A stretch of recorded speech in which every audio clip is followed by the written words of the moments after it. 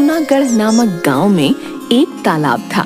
वो बहुत ही खास तालाब था क्योंकि उस तालाब से जलपरी निकलती थी और वो लोगों को अद्भुत और अनोखी शक्तियां देती थी। गांव के सभी लोग उस जलपरी से मिलने का इंतजार करते थे ताकि वो जलपरी उन्हें भी अद्भुत और अनोखी शक्तियां दे।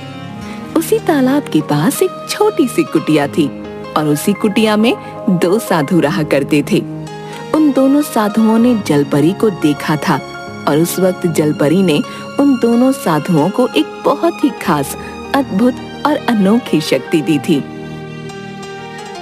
बाबा जी प्रणाम। हाँ बेटा बोलो, क्या बात है? बाबा जी एक कृपा कर दीजिए। हाँ बच्चे बताओ, क्या समस्या है तुम्हारी? बाबा, जैसे आप लोगों को जलपरी ने एक खास शक्ति दी है, वैसे ही शक्ति मुझे भी दिलवा दीजिए ना। वाह बेटा वाह, तुमने कितनी आसानी से कह दिया कि तुम्हें भी हमारी जैसी शक्तियां जलपरी से चाहिए। मगर तुम ये भूल रहे हो कि हमने कितनी कड़ी तपस्या की है, तब जाकर हमें ये शक्ति मिल पाई है। हाँ बाबा जी मैं जानता हूँ, आप कहिए तो सही, मैं भी कड़ी से कड़ी तपस्या करूंगा, मगर बस एक बार मेरी ये इच्छा पूरी कर दीजिए। अच्छा ठीक है बेटा, हम इस पर विचार जरूर करेंगे। अभी तुम जाओ। जी बाबा प्रणाम। दरअसल उन दोनों की अद्भुत शक्ति ये थी कि वो तालाब के पानी के बीचों बीच चल सकते थे, वो भी बिना किसी सहारे के। और ये शक्ति उस तालाब में रह रही जलपरी ने उन्हें दी थी। कल गांव के सभी लोग हमारी अद्भुत शक्ति देखने आने वाले हैं। ये कौन सी नई बात है? हर कुछ दिनों पर तो वो ये देखने आते ही हैं। अच्छा तो है, कम से कम कुछ दान भी तो मिल जाता है। कल तैयार रहना, सभी शाम के वक्त तालाब के पास आने वाले हैं। हम उन्हें पानी पर चलकर दिखाएंगे। हाँ ठीक है। गांव के सभी लोग उस तालाब के पास भीड़ लगा देते हैं और दोनों साधु का इंतजार करने लगते हैं। वाह वाह, अब भैया बाबा जी अपनी अद्भुत शक्ति हमें दिखाएंगे भैया। अब पीछे खड़े हो जाओ, उन्हें जरा भी तकलीफ नहीं होनी चाहिए भैया। हाँ और सभी चलो दान पेटी में थोड़े थोड़े पैसे रख देते हैं, तब तक वो लोग आते ही होंगे।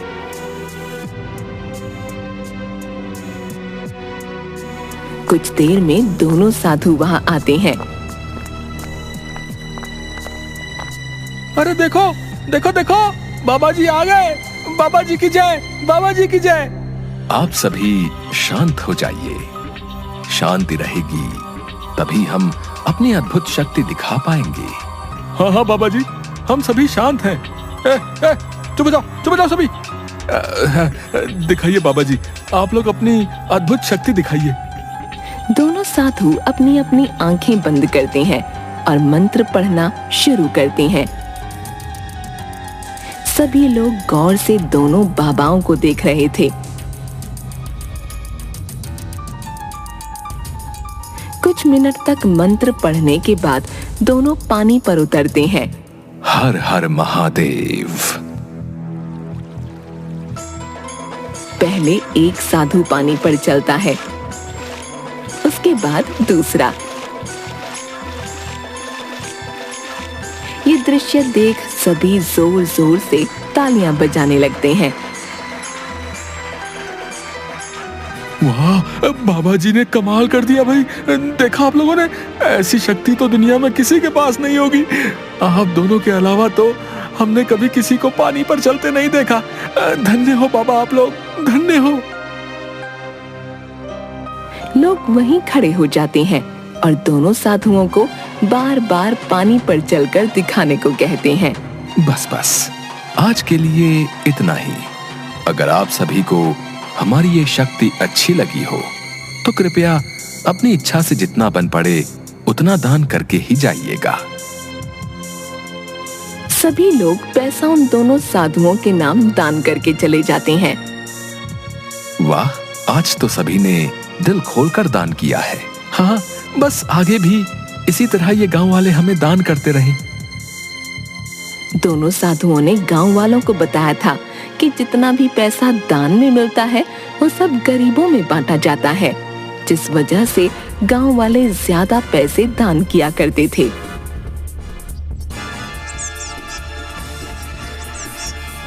एक दिन जब वो दोनों साधु पैसों की गिनती कर रहे थे, तभी एक आदमी उनकी कुटिया के बाहर आता है। बाबा जी, क्या आप लोग अंदर हैं? अरे तुम बाहर जाओ और देखो कौन आया है। एक साधु कुटिया से बाहर आता है। बाबा जी, मेरी मदद कीजिए। कैसी मदद? बाबा जी, क्या मैं अंदर आ जाऊं? अंदर आकर सारी बातें बताता हूँ, नहीं तो कोई सुन लेगा। नहीं नहीं, अभी थोड़ी देर बाहर ही इंतजार करो। बाबा जी, आने दीजिए ना, तभी तो मैं आपको अपनी समस्या बता पाऊंगा। वो कुटिया के अंदर घुस जाता है। तब तक साधु ने सारे पैसे वहां से हटा दिए थे। अरे तुम कौन हो और अचानक अंदर घुस आए? बाबा जी, मुझे आप लोगों से एक बात करनी है, कृपया सुन लीजिए। ठीक है, बोलो, क्या बात है? बाबा जी, बुरा मत मानिएगा, मगर मैं आप लोगों की अद्भुत शक्ति से बहुत ही ज्यादा प्रभावित हुआ हूँ। अब बस मुझे भी आप जलपरी से मिलवा दीजिए। मैं भी उनसे एक अद्भुत शक्ति मांगना चाहता हूँ, ठीक वैसी ही जैसी आप लोगों के पास है। हमने पहले भी कहा है, ये कोई आम चीज नहीं जो बहुत आसानी से मिल जाए। इसके लिए कड़ी तपस्या की जरूरत पड़ती है। बाबा, आप लोग जैसा कहेंगे एकदम वैसा ही करूंगा, बस मेरी ये इच्छा पूरी कर दीजिए। अच्छा, ठीक है, तुम जाओ, हम सोचकर बताएंगे। वो आदमी वहां से चला जाता है। इसी तरह उन दोनों साधुओं के पास बहुत सारे लोग आते और वो सभी जलपरी से मिलकर एक अद्भुत शक्ति पाना चाहते थे। अरे ये गांव वाले तो मानने को तैयार नहीं हो रहे। हर रोज कोई ना कोई आ ही जाता है और जलपरी से मिलवाने के लिए कहता है। आखिर कब तक ऐसा चलेगा? अब तो मुझे लगता है इन सभी को जलपरी से मिलवाना ही पड़ेगा। क्या सच में? तुम्हें पता है तुम क्या बोले जा रहे हो? हाँ बिल्कुल, जब सभी मान नहीं रहे तो यही करना पड़ेगा। एक जगत नाम का आदमी दोनों साधुओं के पास आता है और जलपरी से मिलकर अद्भुत शक्ति पाने की बात कहता है। अच्छा, ठीक है, तुम्हें जलपरी से मिलना है ना? चलो, हम तुम्हारा ये काम करेंगे, मगर जैसा कि पहले भी मैंने कहा था, ये कोई आसान काम नहीं। आप दोनों जैसा कहेंगे मैं वैसा ही करूंगा। हाँ ठीक है, एक काम करो, इसमें जो भी सामान लिखा है उसे खरीद कर ले आओ। इन सभी सामान का क्या होगा बाबा जी? अरे इसी सामान के द्वारा तो हम जलपरी को बुलाएंगे। जी ठीक है, मैं अभी ये सामान लेकर आता हूँ। जगत बाजार जाता है। अरे 20 किलो चावल, 20 किलो आटा, 5 लीटर घी, 4 लाल साड़ी, 4 डब्बा चूड़ी, 2 सोने की कान की बालियां। इतना सारा सामान मैं अचानक कैसे खरीदूं भाई? जगत इस पर कुछ देर सोचता है। चलो कोई बात नहीं, जलपरी से मिलने के लिए इतना तो कर ही सकता हूँ।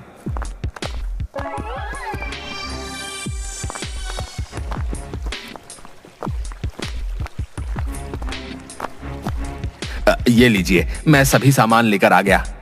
वाह, ये तो बहुत अच्छी बात है। अब ये लो, इसमें जो भी लिखा है वो भी लेकर आओ। अरे बाबा जी, अभी तो मैं इतना सामान लेकर आया हूँ और आप कह रहे हैं और सामान लेकर आना है।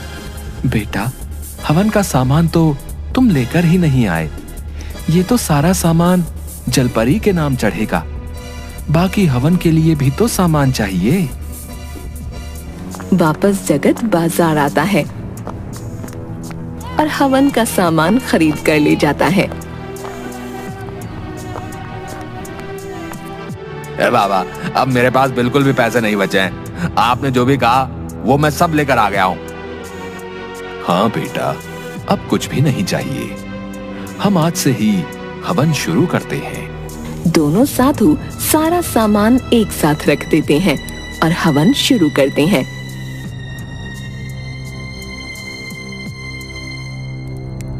बाबा, क्या मैं तालाब के पास जाकर देखूं, कहीं जलपरी आई होगी तो? हैं?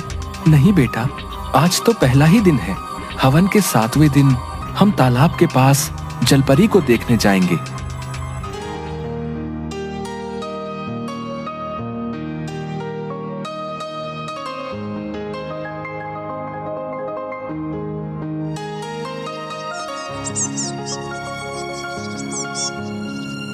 सातवें दिन वो आदमी दोनों साधुओं के पास आता है।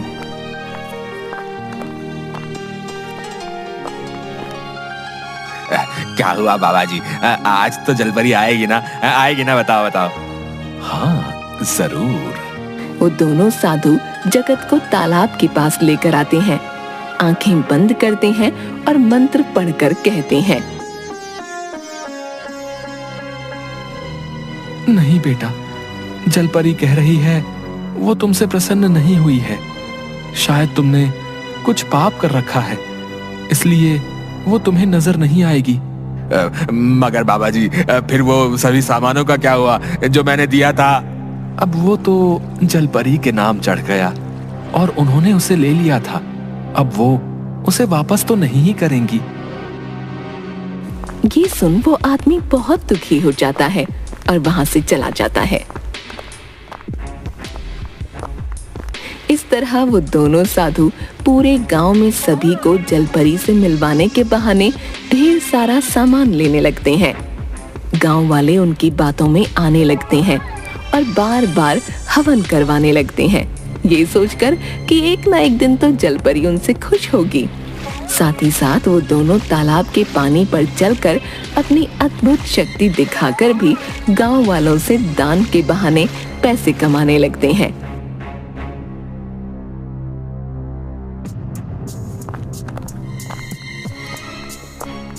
एक दिन जगत सोचता है, बस एक आखिरी बार जलपरी को खुश करके देखता हूँ। आज के आज बाबा से मिलने जाता हूँ। जगत शाम के वक्त उन साधुओं की कुटिया की ओर आने लगा। उस वक्त दोनों मिलकर सारे पैसे गिन रहे थे।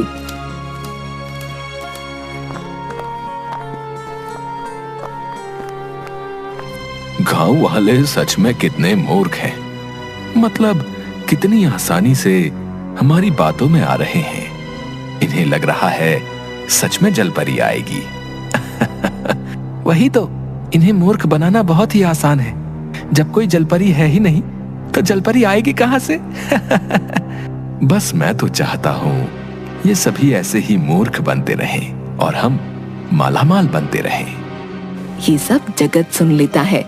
क्या इसका मतलब ये दोनों आज तक हमें मूर्ख बना रहे थे? अगर कोई जलपरी है ही नहीं तो इसका मतलब हुआ कि इनके पास कोई अद्भुत शक्ति होगी नहीं, क्योंकि इन लोगों ने तो यही कहा है कि जलपरी ने इन्हें पानी पर चलने की अद्भुत शक्ति दी है। सच जान जगत को बहुत गुस्सा आता है और उनकी सच्चाई सभी गांव वालों के सामने लाने की बात वो सोचता है।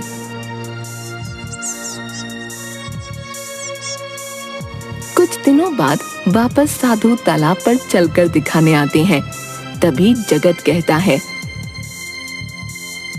अगर आप सभी सच में पानी पर चल सकते हैं तो आइए यहीं पास वाले तालाब के पानी के ऊपर चलकर दिखाइए। जगत की बात सुन सभी हैरान रह जाते हैं। अरे जगत, तुम पागल हो गए हो क्या? है ये क्या बोले जा रहे हो? ये दोनों ये काम नया थोड़े ही कर रहे हैं जो तुम इन पे शक कर रहे हो। नहीं नहीं, अगर ऐसा ही है तो ये मेरी बात को स्वीकार करें और वहां चलकर दिखाएं। अरे तुम शांत हो जाओ और जाओ यहाँ से। अगर तुम्हें ये नहीं देखना तो इन्हें देखने दो। नहीं नहीं, मैं कहीं नहीं जाऊंगा। आप दोनों पास वाले तालाब के पानी पर चल के दिखाइए यहाँ। अरे बाबा जी, आप लोग इसकी बोलती बंद कर दीजिए और वहां पे चलकर दिखा दीजिए। सभी जबरदस्ती दोनों साधुओं को उस तालाब तक लेकर आते हैं।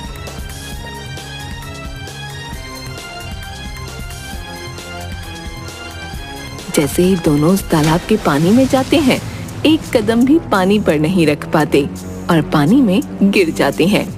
ये देख सभी हैरान रह जाते हैं।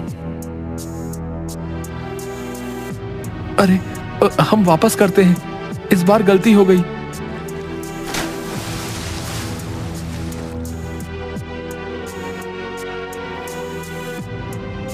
बार बार करने पर भी वो पानी पर चल नहीं पाते। इसका मतलब जगत सही कह रहा था, इन लोगों के पास कोई अद्भुत शक्ति नहीं। जगत तुरंत उसी तालाब में कूद जाता है जिस पर वो साधु चलते थे। तब उसे पता चलता है कि उस तालाब के नीचे जगह जगह पत्थर रखे हुए हैं जिसकी मदद से वो दोनों पानी पर चलते थे। देखो आप सभी, इस पत्थर की मदद से ये दोनों इस तालाब के पानी पर चलते थे। दोनों मुंह छिपाकर भागने लगते हैं।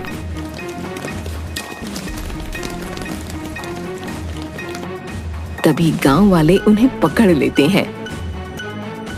जगत ने जो भी सुना था वो सब कुछ जगत गांव वालों को बताता है।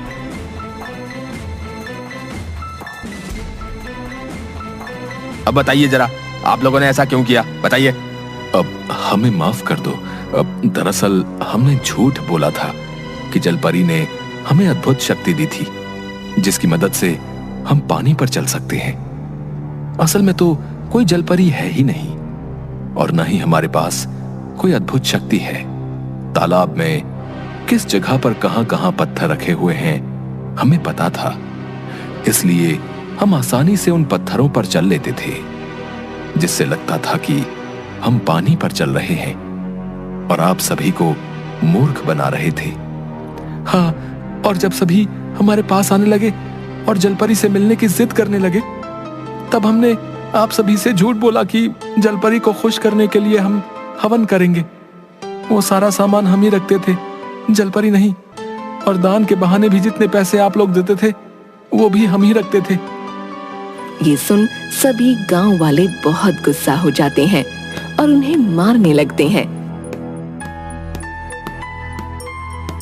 तभी वहां पुलिस आ जाती है और दोनों को पकड़कर ले जाती है।